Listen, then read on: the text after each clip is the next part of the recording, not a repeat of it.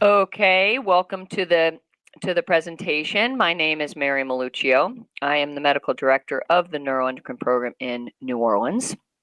And apropos to this topic, I was asked to talk about some of the surgical considerations in neuroendocrine tumors, both kind of, what how we've approached it in the past, what I think is really important for people to understand about endpoints of surgery, maybe questions that you would ask to your physicians about surgical interventions in neuroendocrine. But I think that at least someone in my position or from this program's perspective, we have been one of the more surgically assertive neuroendocrine programs. So I did include several slides that I think are just really good reference slides because I updated our surgical experience so that people can get an understanding of some of the both short-term, but even more important, the long-term benefits of some of the surgical interventions that we do. So I've been in New Orleans for probably around 6 years, having taken over this program when Dr. Eugene Woltering retired. I think that he had built a philosophy that had a very aggressive approach uh, to management of neuroendocrine tumors, both with medical management, PRRT, liver-directed therapies, and surgery. But for the purposes of this talk, we are going to focus on surgery. So the objectives of my talk would be to give an audience a better understanding of what variables weigh most heavily in surgical decisions. And then I have some data that best supports surgery as a treatment option so that patients would then be able to put it in perspective for with whatever key features about their case would potentially go into surgical decision making. And then I explain, or I want people to understand that surgery is one of many treatment options. They are not mutually exclusive. And so that sometimes we would look at a lot of the therapies that are available for neuroendocrine as being complementary. But the important thing to remember about surgery is that we try not to have surgery be a trade-off of one issue for different issues that would impair someone's ability to take advantage of a number of the treatment options that are available. And then morbidity is really a term that we use that we will throw around either in presentations or in clinical papers. It's really just what are the side effects or what are the complications associated with a surgical resection that absolutely weigh in to when we would think it is an appropriate or maybe less appropriate treatment option for a given patient.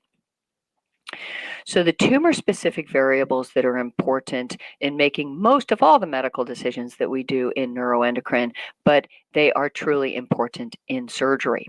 So the grade, when we say what is the grade of a neuroendocrine tumor, I'm sure that there will be a number of other people that talk to you about neuroendocrine and the importance of grade when we're making other decisions about management.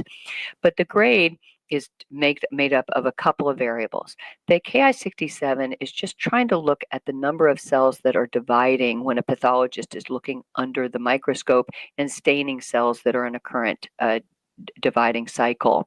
So you have different categories of G1, G2, G3, and then they will be either well differentiated or less well differentiated, but G1 would have a proliferation index up to 3%, and then you will have the G2 3 to 20, the G3 20 to 30, and then the differentiation status adds to that because now that gives us additional information about how normal do the cells look under the microscope versus looking like crazy cancer cells, well differentiated, look more like normal neuroendocrine cells that we would find in the lungs or pancreas or stomach or small bowel versus a poorly differentiated tuming having a lot of aggressive features whereby chemotherapy is usually the best treatment option for upfront. So when we are talking about surgical considerations, we are usually focused on the lower grade well-differentiated tumors, mainly because they have a more predictable biologic behavior. So 3 main questions when we are discussing with patients about surgical intervention and the value or the investment in surgical intervention at any part along the disease continuum. So firstly, Can we remove all measurable disease? Well, that's the question that we ask for all cancers, not just neuroendocrine. If we can remove all measurable disease, then surgical resection is usually going to be considered the standard of care option. Now, in certain neuroendocrine tumors, and I'll go into some of that data, that can include removing all measurable disease, including the primary and as well as the metastatic site, because to remove all measurable disease is associated with a survival benefit. Then you have to ask, well, what risks are associated with the operation in order to either cytoreduce or remove all measurable disease? Where is the tumor located? What does it involve? What would the surgery entail? And what are the likelihood of having a complication for which there might be a trade-off of this current issue with an issue that you might have to deal with either during the recovery or, God forbid, for the rest of your life? So the risks associated with an operation can be associated with the location. It can be the extent of tumor burden in the organ site, and that can include both the small bowel when it's a small bowel primary, the pancreas when it's a pancreas primary. But a lot of the times it's when we are considering cytoreduction or surgical resection, and it involves the liver. And what's the extent of tumor burden in that site, and the location of the tumors within the liver that would increase the risks associated with that procedure, and then obviously the potential for those complications.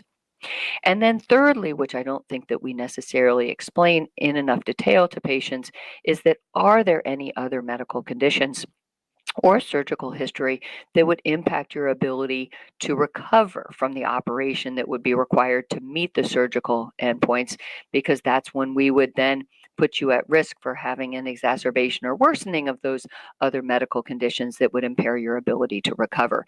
That becomes a trade-off of one problem for a different problem, when it's not like there aren't other treatment options that you will likely learn on the podcast. So is the treatment more life-limiting than the natural history of the disease? That is when we would then say, hey, maybe surgery is not the right thing to do. Don't take it off the plate, but maybe we would try a different treatment strategy up front.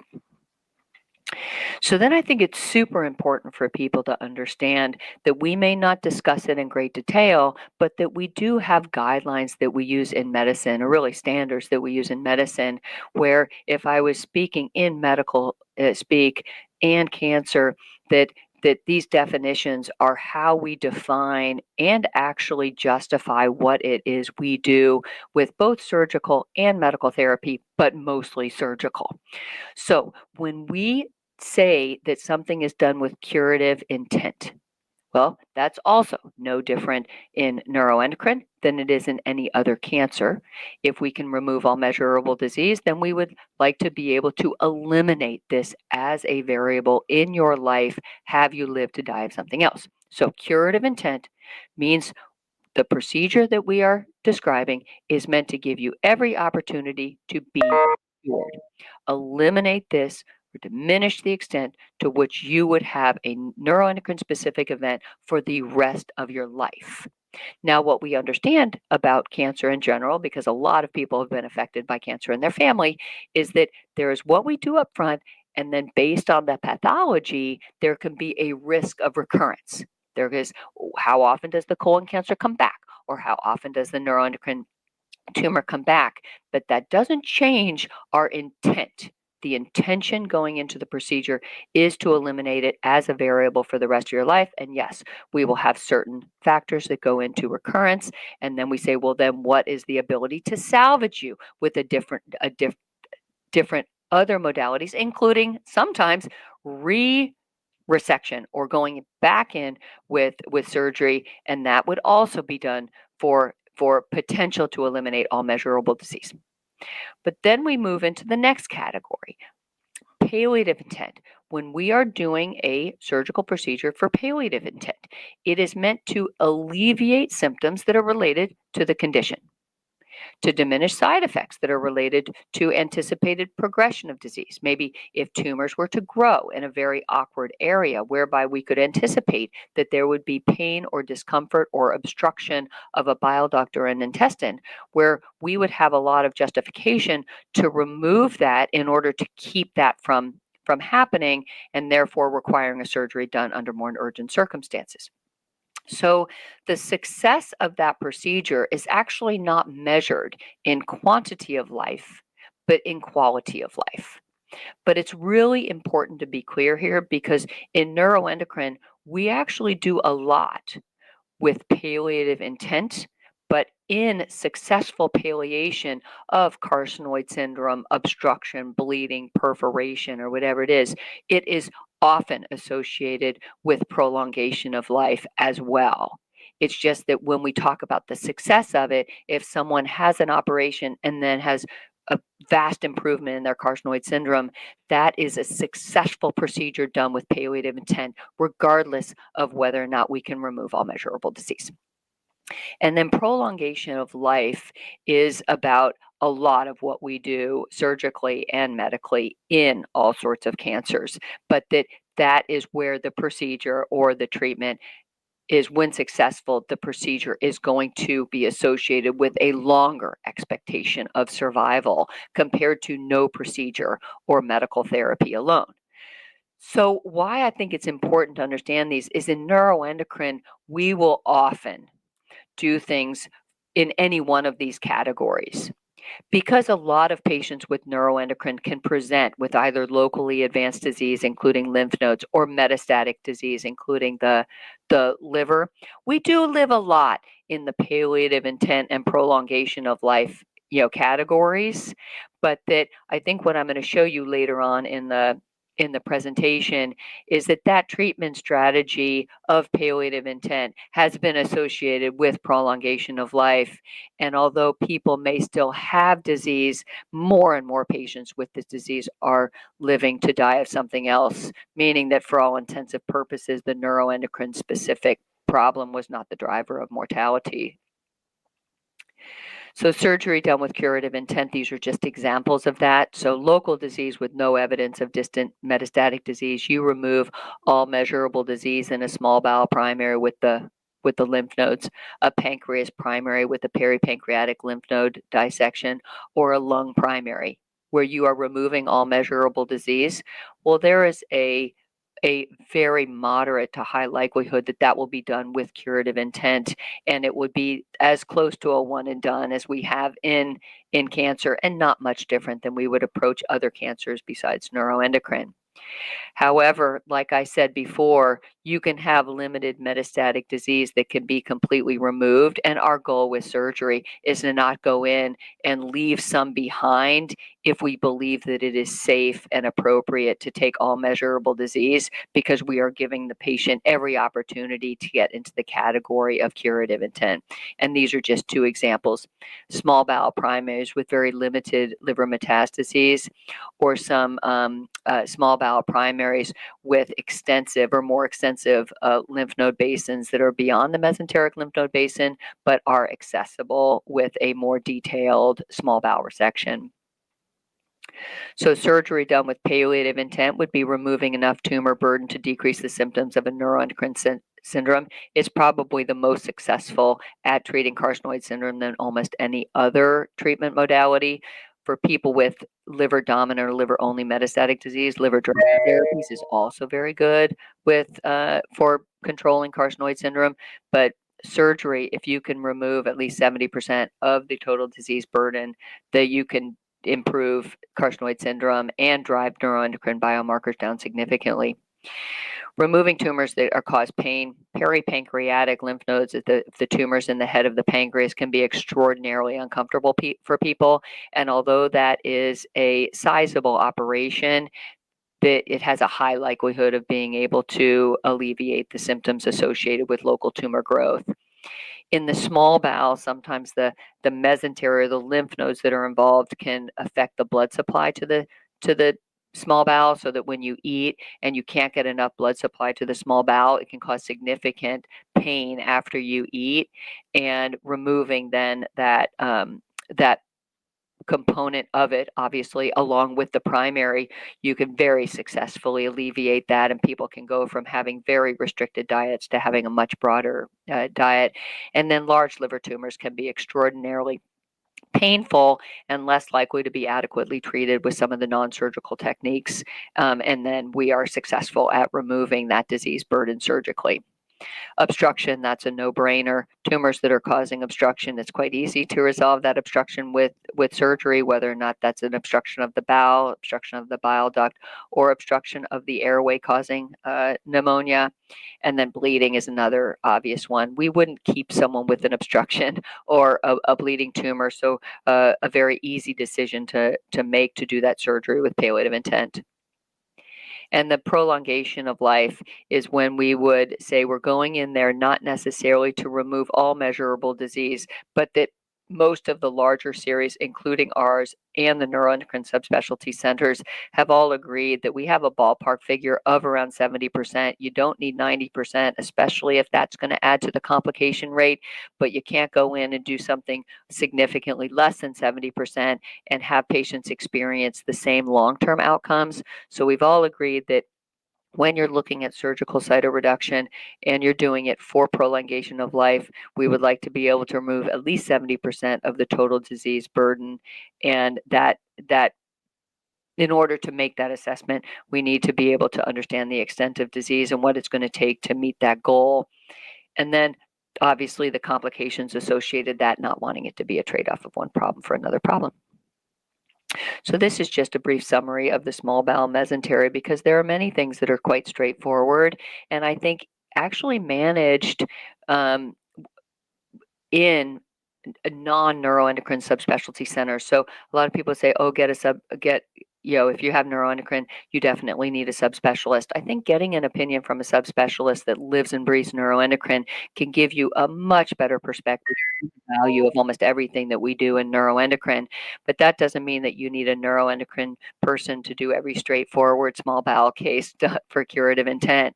So the things that make small bowel tumors difficult has to do with the blood supply to the small bowel. This is just an example of that, if I were to be able to say. So the mesentery is where all of the blood supply is coming in here.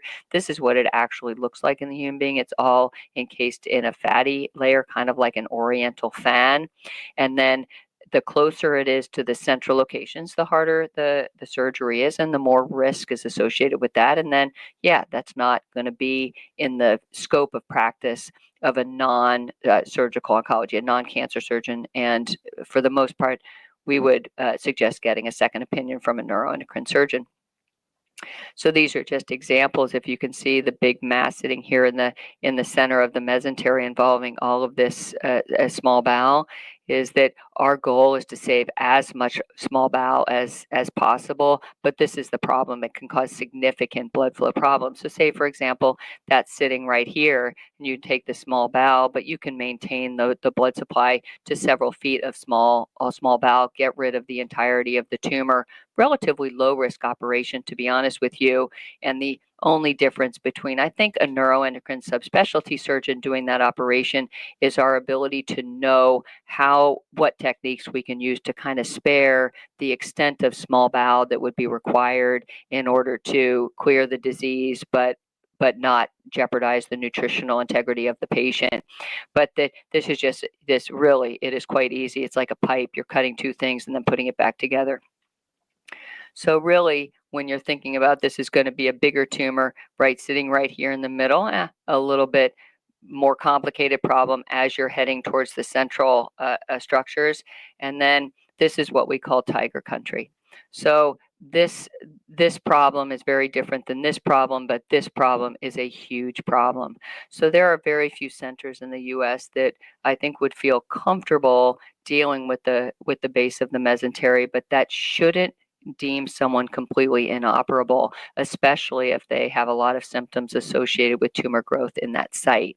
In particular, I think as PRRT, and I'll go into that at the end, as PRRT is being used more and more often and maybe coming in earlier in the course of the disease or the treatment continuum, sending PRRT to a somatostatin receptor hot tumor in this location can also be a trade-off of one problem, a tumor growing in there, to having a lot of radiation-induced changes that would make actually doing surgery on there considerably more difficult and risky. So it would be much better to get the opinion about surgery before choosing a therapy that might make that surgery impossible, if not very difficult.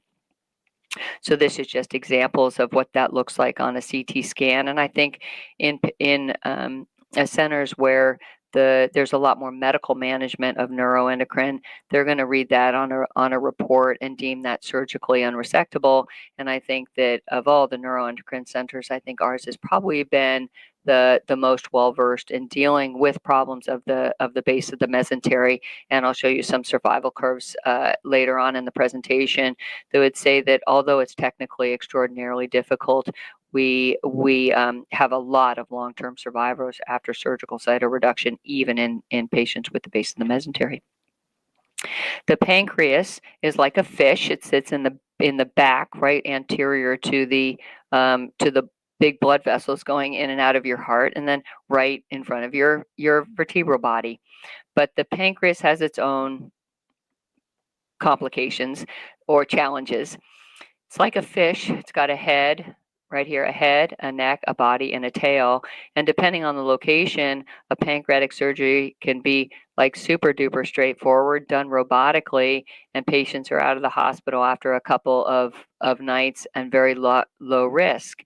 But if it is located in the head of the pancreas, close to the pancreatic duct, or the neck of the pancreas, well, you've got Grand Central Station here. All of this blood supply is shared by the small intestine, and you can't just like willy-nilly start sacrificing that stuff. So pancreas surgery, when it comes to surgical cytoreduction, just takes a lot more thought. You have to decide, what are the risks associated with that location? What are the risks associated with that location in this patient? And what are the other aspects of the case that would make us less inclined to operate on the pancreas versus really focusing on the disease outside the pancreas? So surgery for metastatic pancreatic neuroendocrine tumors, that we have guidelines but lack standards, whereas we are much more likely to have a surgically aggressive approach to the small bowel because it tends to cause obstruction. It usually does require multimodality treatment strategies, and a lot of that has to do with the morbidity or the complication rate with operating on the pancreas.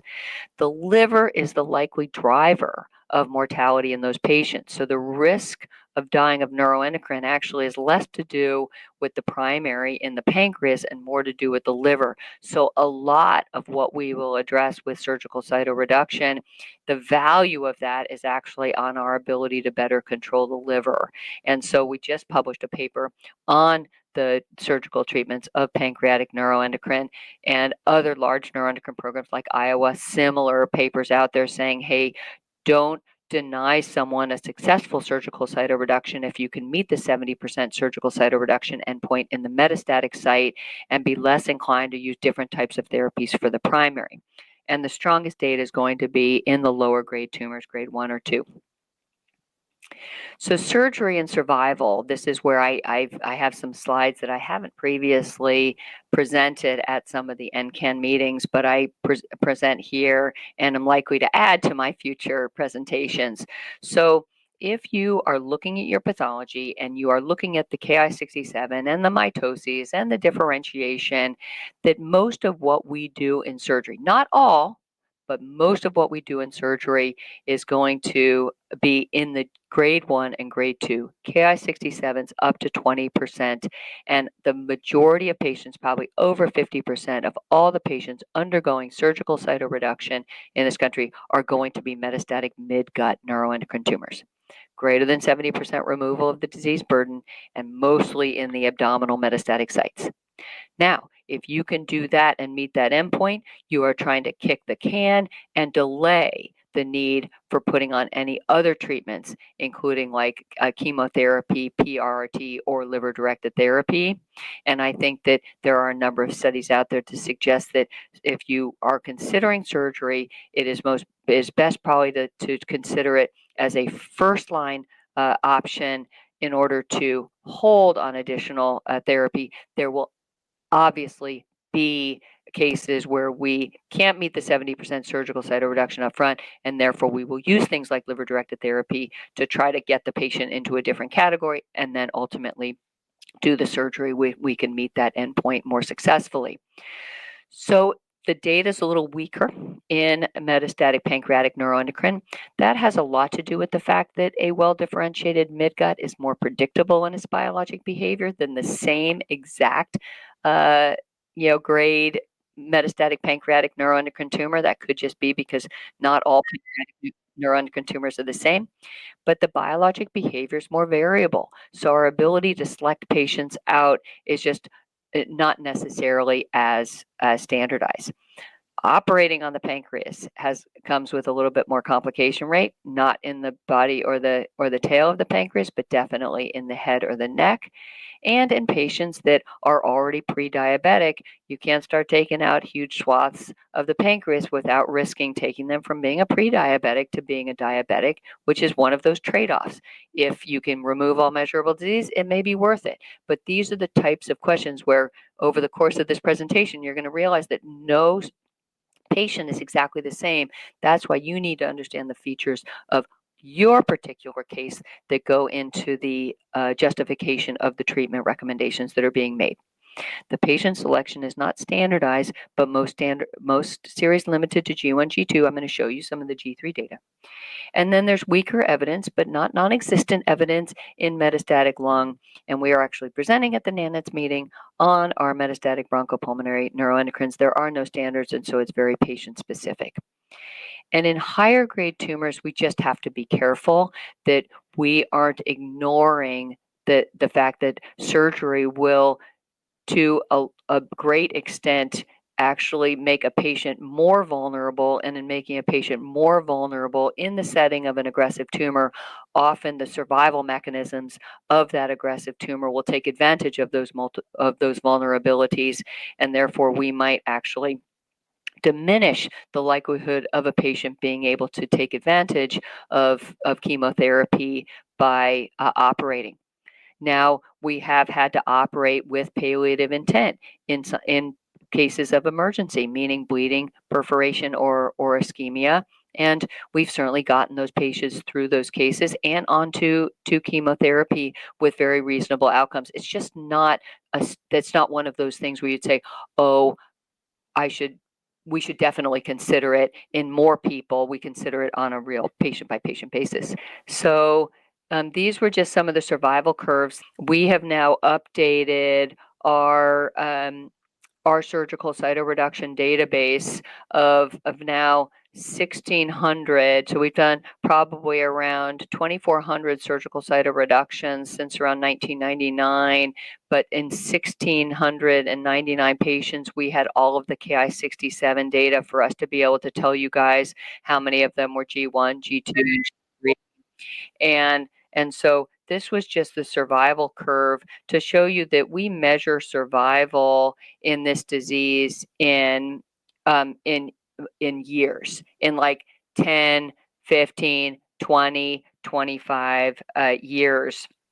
So we are now, I'm just going to look that up so that I can just say what it is, so that we have lengthened the amount of years that a patient is surviving in all of the categories, including doing surgery for patients with even metastatic bronchopulmonary. And so the overall survival, I want to say, was like in 320 months. And now this one where I say, oh, the GEP-NETs. So why the GEP-NETs are important for this audience is the fact that a lot of what we sit and debate at our meetings, a lot of the publications are all on the GI tract. Those are the gastroenteropancreatic. So there's going to be some of the stomachs, the small bowels, and the pancreas. So of those 1,699, then 1,346 were in the GEP-NETs.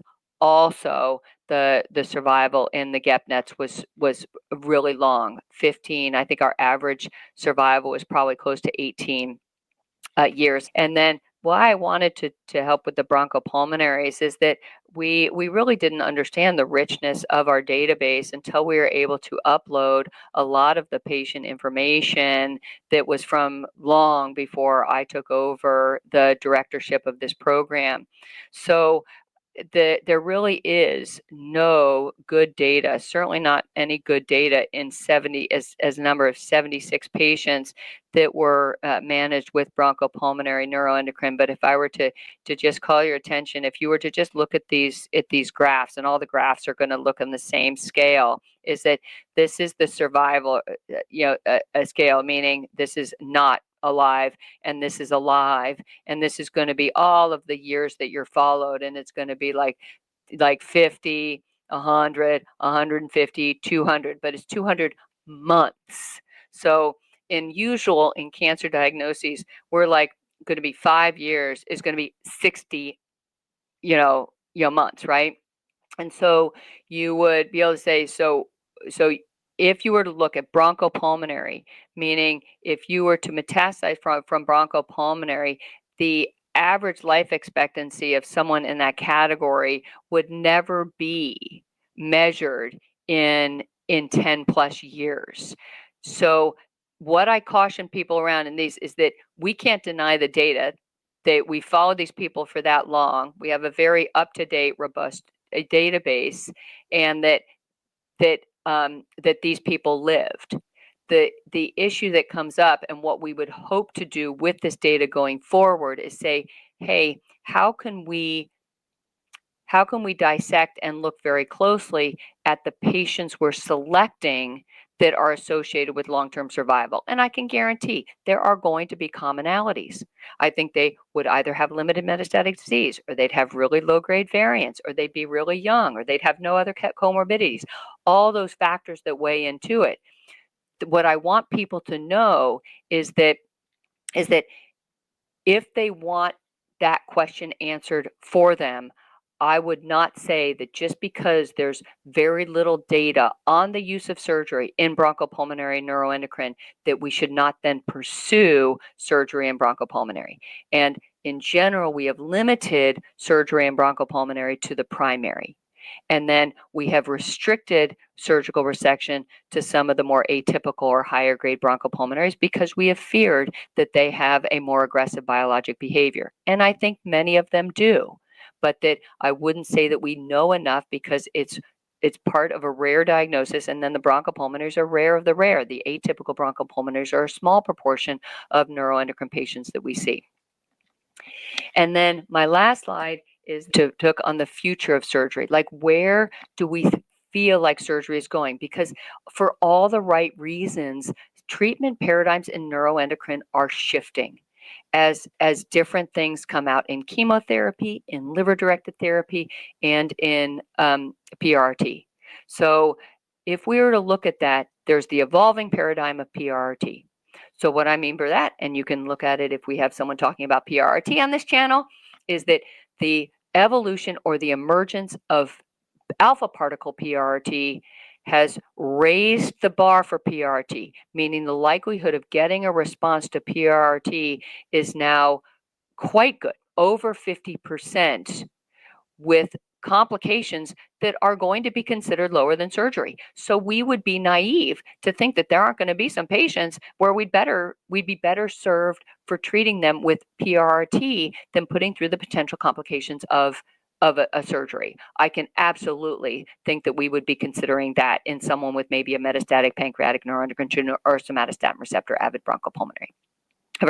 But that it's the kind of the neat and positive vibe around what's happening in PRRT that would have to make us reconsider how we are looking at surgery. Those of us that are very assertive in surgery would just prefer to be at the table before the decisions are made, so that we aren't then dealing with patients that ultimately do progress after PRRT and are then more likely to have problems with surgery. But so I focus on alpha particles because I think that the clinical trials on alpha particles have been really quite strong. But beta particles are also evolving in the paradigm, because the NETTER-2 trial just came out and really proved its point, was that by bringing beta particles that are very well tolerated, you can have objective responses that are much higher than we had anticipated with beta particles, and those are the things like Lutathera. And so I just think that the surgeons shouldn't be so stubborn and dogmatic to think that we will always be at least the best or the brightest of being able to get rid of tumors. We absolutely are, but we are associated with probably the greatest complication rate. But that PRRT is evolving. It's evolving in an awesome way. And I think that a year or two from now, or by the time I'm giving this talk next year prior to Net Day, we will have a lot more data on the emergence and the long-term outcomes in alpha particle PRRT. And then the NETTER-3 trial will come out, and we can really understand the longer-term outcomes in beta particle PRRT when used in a broader patient population. However, I will tell you that PRRT will never be studied in comparison to surgery. So you are looking at those two decisions very differently. And so if someone is saying being deemed unresectable, and the words unresectable have not come out of the mouth of a surgeon, or a surgeon that feels very comfortable making that opinion in neuroendocrine, that is where we would push for a second opinion. Okay, PRRT, when given prior to surgery, definitely makes surgery harder and results in greater complications. So as the studies are pushing PRRT up front, but we early in the treatment paradigm, but we don't have 5, 10, 15, and 20-year data like we do in surgery, I would caution us about shifting our paradigm completely and determining that someone is not a surgical candidate when actually the surgery on the use of, the data on the use of PRRT after surgery is probably going to be stronger than the use of PRRT prior to surgery. So I think we just have to be careful about changing that paradigm too quickly. So then we would talk about liver-directed therapy. Liver-directed therapy can be used in conjunction with surgery. It is quite complementary, used in conjunction with PRRT. So I think that the future of surgery, if you have local therapies for liver-dominant or liver-only disease, we would have to consider that as a very reasonable option in someone, especially if we can't meet the 70% surgical cytoreduction with one surgery. So LDT prior to surgery can contribute to some complications in the liver, but I think we're getting a lot more comfortable with that. The liver-directed therapy prior to surgery can increase our chances of being able to remove 70% cytoreduction. So very complementary. And then because I'm the one in neuroendocrine, or one of the handful of people within the neuroendocrine community that do have a strong histotripsy program, I would be the one to say that we would all agree that that is also evolving, but that histotripsy as a liver-directed therapy currently has a relatively limited role in neuroendocrine at the moment. I don't think that it has a really added advantage, other than it's very well tolerated. It doesn't have added medical advantage to some of the other liver-directed therapies that we use. But as I have said in many of my NCAN conferences, is that the potential for a platform like histotripsy to be a game changer for people with very difficult disease in the base of the mesentery or in unresectable pancreatic is probably where I see there being considerable growth of histotripsy, extraordinarily relevant to neuroendocrine. And then lastly, chemotherapy. Chemotherapy will never be compared to surgery. There's never going to really be a trial where one patient goes to surgery and one patient gets chemotherapy. Those are two kind of very different forks in the road when we're talking about medical and surgical decision making. Chemotherapy is rarely, not never, but it's rarely used prior to surgery. So we don't really have a good understanding of how it would affect our complication rate. But let's just put it this way, I don't think it's going to make it easier for us to do surgery or less complications. So the times when we would have to use it would be either a complication of the chemotherapy or someone that didn't tolerate the chemotherapy, and therefore we chose a different strategy. I do believe that the response rates that we expect with chemotherapy are getting better. And I think that what's going to come down the pike is that we're doing some of those targeted therapies they hear about on the Super Bowl commercials that are used in other cancers like lung cancer are becoming relevant in neuroendocrine. We're just having a little trouble figuring out exactly where. So targeted therapies and the use of maybe some of the genetic testing in the tumor may help us better understand how some new chemotherapies are applicable to neuroendocrine.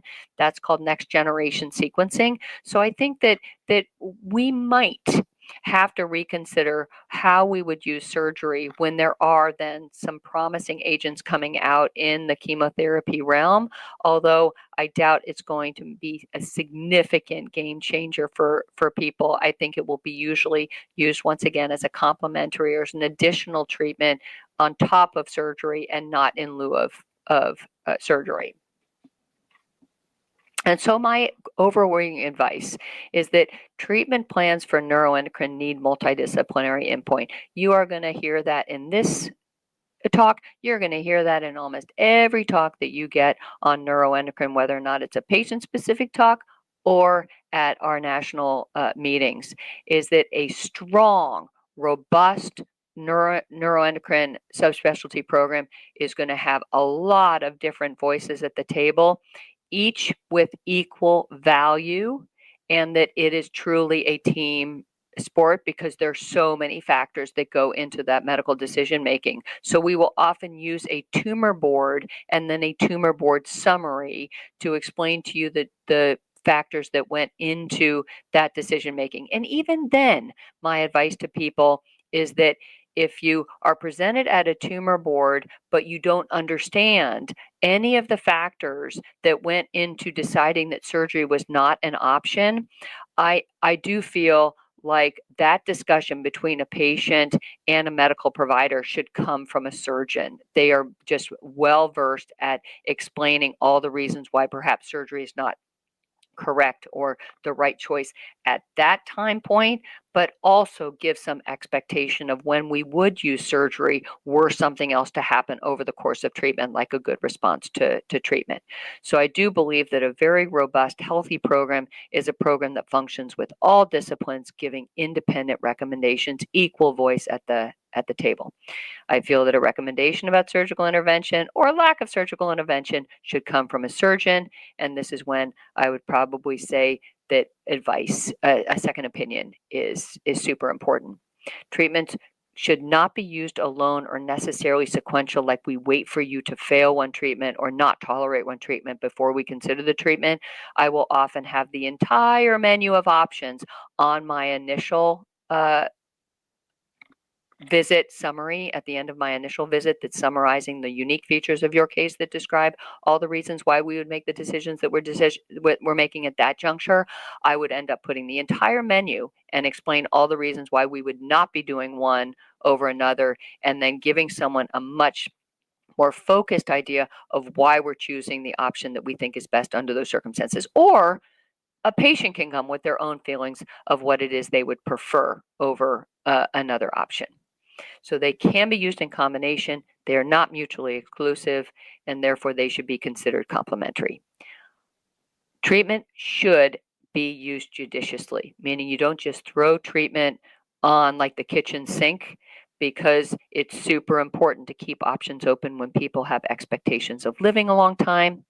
And I think I would not hesitate to ask questions about the factors that go into the treatment recommendations in your case, because your case might be seemingly very similar than the person in the waiting room next to you, but that there will be unique features that would drive decision making in each individual case. That's when we will usually say no neuroendocrine case is exactly the same. Well, some neuroendocrine cases can be very similar, but that it's super important to better understand what is being made that is relevant to you. And this is just my little summary. I think some of these, if you were to go onto these QR codes, are just going to be videos that I've given, probably for people like NCAN, that just goes over some of the treatment options, and probably some of them include a little bit more detail on the types of surgical treatments that we use. And with that, I think I am done.